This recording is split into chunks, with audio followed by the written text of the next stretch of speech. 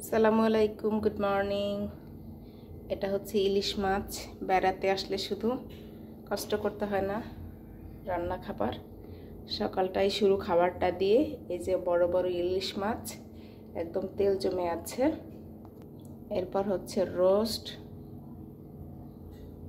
আলহামদুলিল্লাহ। এরপর হচ্ছে চিংড়ি, কোনটা রেখে কোনটা খাবো সেটা ভাবছি।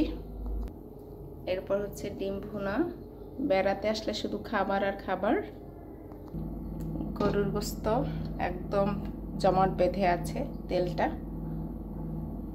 সকালবেলা কোনটা রেখে কোনটা খাই ভাবছি, শুধু সেটাই। শীতের সকালের এই পিঠা, রসকদম, রসের টইটুম্বুর।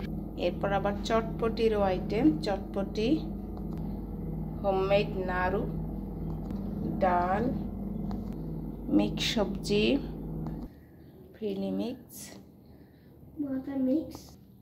তারপর হচ্ছে পুডিং, পুলি পিঠা, দই, হোমমেড দই, মিষ্টি দই, রসকদম, নাড়ু, তারপর আনার।